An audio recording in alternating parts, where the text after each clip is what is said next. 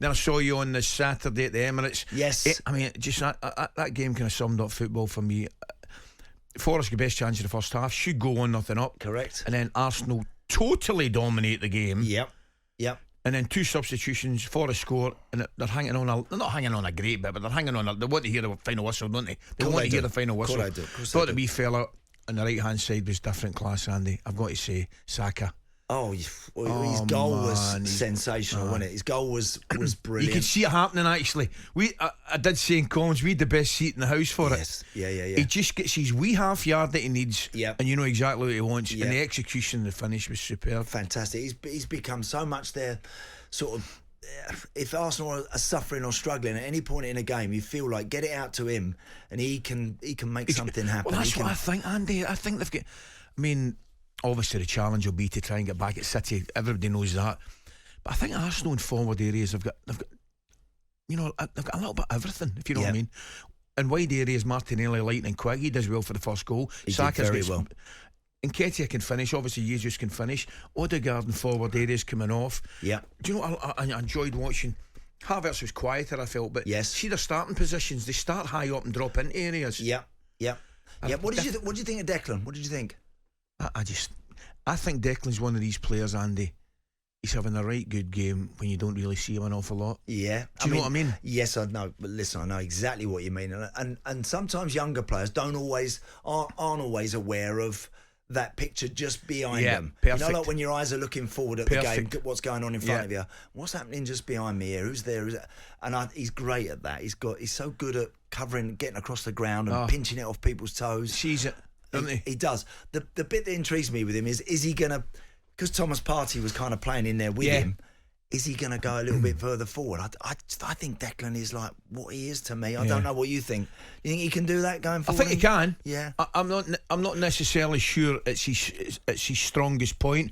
I definitely think it's something that he can and should work on. I definitely think we should see more of him in attacking areas. But you're right, because when they started up in the back with the back four, Partey on the right hand side, and then when they got the ball, like a lot of the top teams do now, one of the full backs will nip into the midfield and give them the extra man, which Thomas Partey was doing. First time I saw it was Cancelo with City against Everton, and they give them the extra man in the middle of the park. And I think to a certain degree that should allow Declan a little bit more space to get forward. I definitely think there is more capable of more goals in him, and more killer passes. And it was just interesting to see. We're so used to seeing him being behind the ball. And then, I mean, Pearcey has said to me before, Stuart Pearce has said, listen, when he wants to run with it and go and drive into a bit of space that's free in front of him, he's as good as most. He's very, very quick at that. So look, his game will develop. Also, he's going to be getting on the ball, Ali. With respects to West Ham, he's going to be getting on the ball now 30 yards further forward. The picture he sees all of a sudden is one from 10 yards inside the opposition half, where it's all a bit tighter, a little bit more intricate. And you know, Andy, one of the big differences for me, see if you're a fullback or a defender or even a defensive midfield player in that Arsenal side, you've always got somebody to hit because of the wide options in Martinelli and Saka. You can just roll them at and as I said, the way Odegaard comes off, you know, you're not going to be struggling. No. You're not going to be struggling to release the ball. You've got plenty of people in front of you. You have indeed. I mean, there was some great games, 27 goals. I mean, not even spoke about Newcastle yet, Andy, an opening Premier League game. 5 of those coming from Newcastle, who annihilated Villa in Saturday's standout game. A couple of good games yesterday.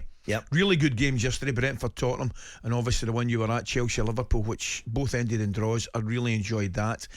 And it's not over yet, obviously, because Manchester United host Wolves tonight live, and that's another one that's live and exclusive on TalkSPORT. Adrian Durham joined at Old Trafford by Sam Matterface and Danny Murphy. Quickly, yesterday, what did you think? Yesterday I thought good game, good open game. You can see why both teams are still out there looking for bits, Chelsea and Liverpool. Chelsea was slow out the blocks, Liverpool really very sharp to start with. Could have been 2 up, could have been unlucky not to be, but Chelsea, to their credit, kept plugging away, and in the end I think finished the stronger out of the two. That's what I thought. I read one of these tweets or messages, and one of the boys reckoned he watched the game and it went from looking like Liverpool could have won 3-0 to City to Chelsea could have won 3-1. It was one of those kind of games. It was one of them. It was. TalkSPORT Breakfast, waking you up Monday to Friday morning from 6 a.m.